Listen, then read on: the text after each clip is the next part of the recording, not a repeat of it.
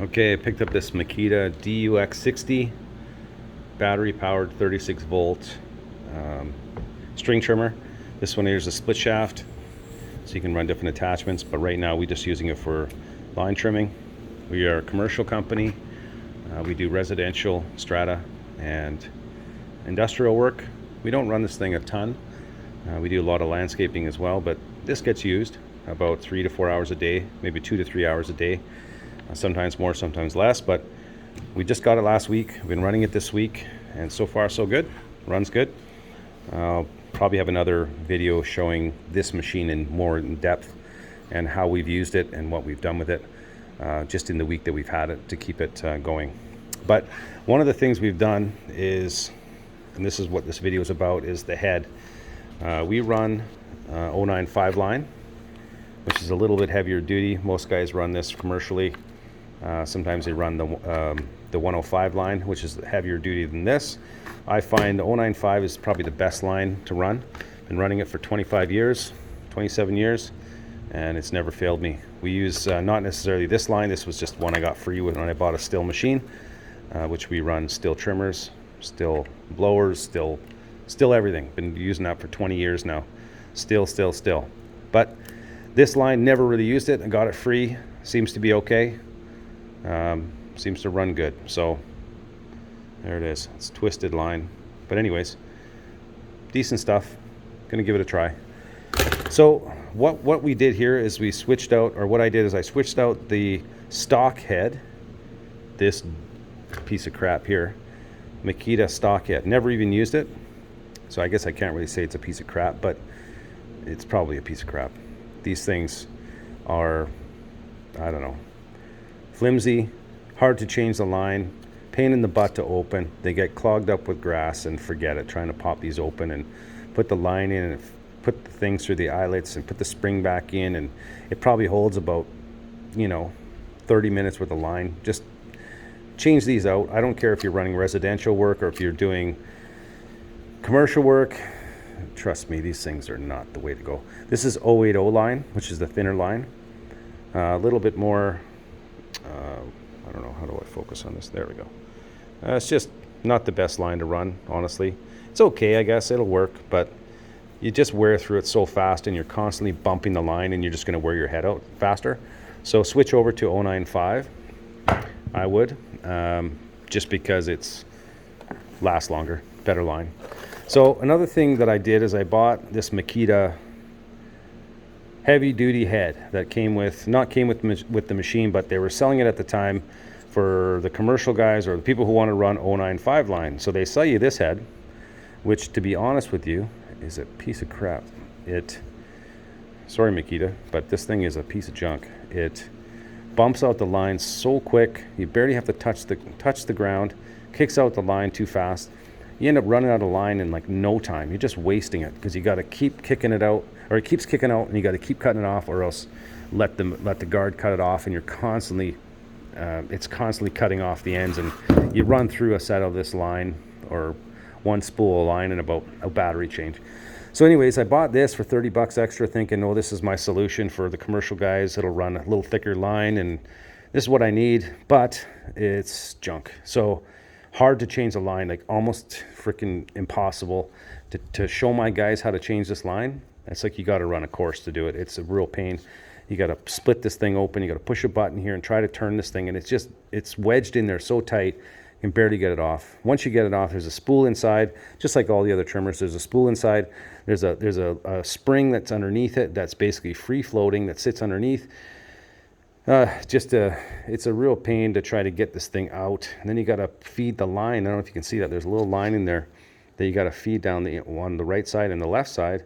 And then you got to pull it out, and there's like a little guide line, a little guide area that runs underneath. And it's a real pain in the ass. Like, I don't know why they make these things so complicated. But anyways, took this off, run this for a week.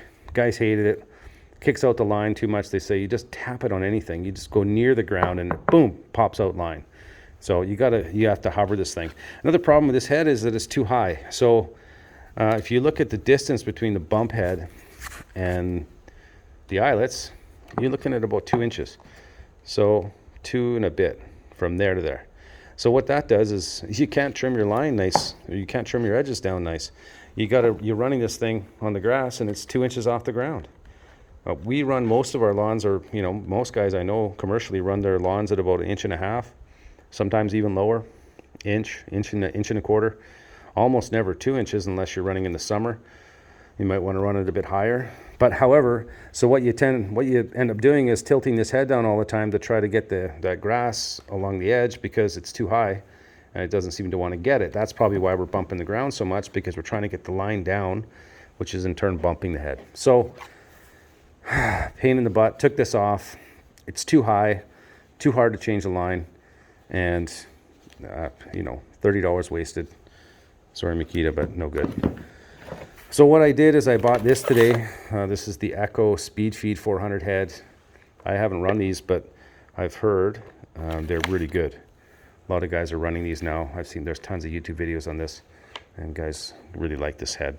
So I put it on the Makita, and I was trying to find a head that would just mount right on, and I went to my local guy here at my lawn and garden center that I usually buy all my commercial stuff from. He sold me this. He said it'll mount on with this silver adapter right here, which comes with it. I bought 2 heads, so I got a spare one here for the other machine. We're going to try it in our still, and there's an adapter piece. So basically what you have to do is, this is how the head comes, basically like this, without the bolt. That's a modification.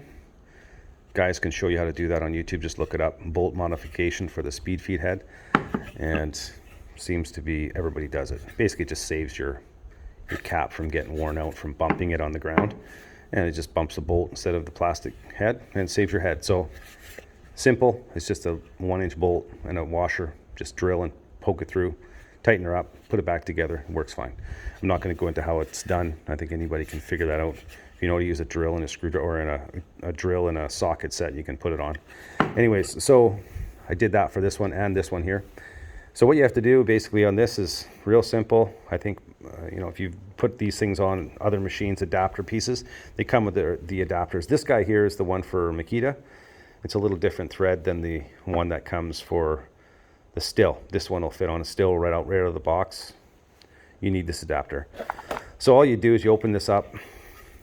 Once you open this up, basically you pop out the old one, the gold one that's in here. You pop it from this way down, it'll pop out, fit the new one up and in, and away you go. The only issue is the gold one is shorter. It's just like this one. This is the green one, probably for a different make. I don't know which one, but let's just say that's this one, because they're basically the same thing, just different thread pattern. Anyway, so this one here is shorter than the one for Makita, as you can see. So this guy here is too long. When you put it in, it sticks out about 1/4 inch too high, and it should be flush mount like that, or slightly below this plastic cap. So what I had to do is really simple. I put it in, mounted it all up. I had to grind this down. So I took my little angle grinder with my flapper disc, and I just ground this down to about just above this line on this head here, and then I had to put it back in, and it fits right there, same height as that one, and you're ready to go. So basically all you have to do to put this head on is this little adapter piece is like a spacer, and it basically stops grass from getting all wound up in there and caught into your bolt, and it provides a little bit of a space. So you put this like so, real simple. You unscrew your old one and you screw this one in. And to unscrew that, I'm going to show you real quick. It's very simple. I'm not going to unscrew it, but I'm going to show you how to do it. Basically, there's just a threaded bolt, underneath, which looks just like so. Sticking out of the machine. This head, as you can see, just screws right into it. It's reverse thread, but basically that just screws right into the head here. So how do you get that off? All of them, real simple. I just have a little Allen wrench here. Stick in the top. And if you turn this head, this is hard to do with one hand, you'll find it'll find a slot and it'll grab onto it. And what that does is it stops the shaft from turning. And you can just take this head, and like I said, it's reverse thread, so you got to take it off to the right, twist it off, spin it out, grab your new head, tighten it up, cinch it down nice and tight. Make sure it's on nice and tight, because these things have a tendency to want to spin off, and they don't spin off when you're running it. What happens is, because these things, this Makita anyways, it instantly stops. As soon as you take your hand off the trigger, it doesn't keep rolling like the stills. It doesn't have like a centrifugal clutch, where basically once that clutch is the speed of the engine goes down, the clutch releases, and then your head just kind of comes to a slows down on its own. This thing here, for some reason, it's electric. I guess it just automatically stops the head. So what that does is it stops us from spinning instantly. But what happens is this thing keeps wanting to spin. This head doesn't want to, like, it just wants to spin. So what happens sometimes is it'll spin off. And then you fire it up to go, and it'll tighten up.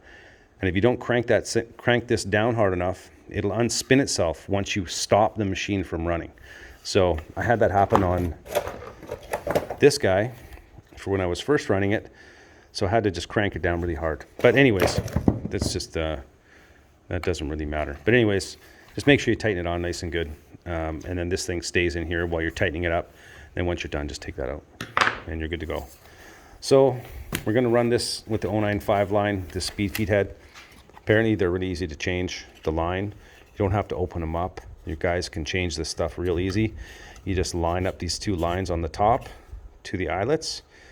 Take about 20 feet of line, stick it through there. And as you can see, there's a little bit of there should be a daylight. There it is. You run your line right through there, right through the other side. Put about 10 feet that way, 10 feet that way, and then crank this thing up. You hold the base, crank this top piece, and it spools a line up inside until you get it down to where you need it to be here, and you're good to go. Very simple to change. No opening up the head, no popping this cap off, none of that shit. Just real basic. Anybody can change this thing. My guys, I can train them in 2 minutes, and there's no problem. So that's my goal. That's one of the reasons why I bought this, was because my guys have such a hard time trying to figure this thing out. I know it sounds simple, but it's not. It's very difficult, and this thing's almost impossible to poke in there, and they just don't know how to twist it, and it's hard to get it back in. The grass gets packed up underneath. It gets in the little grooves. These grooves are so tightly machined or molded or whatever that they have to be perfectly clean to put this back together, or else it's not going together. And believe me, it's really hard to do. So anyways, this guy here never used it. I don't know. I'm probably just going to throw it away, or I don't know, use it as backup. I don't know. I'm never going to use this again. But anyways, that's going in the garbage. Extra batteries, what you need. But anyways, we're going to run this speed feed, Echo speed feed head for now, see how it goes. And I'll probably give you, do another follow-up video just to see how it runs, and see our results after about a week. All right, thanks for watching, and any questions, comments, leave them below. Thanks.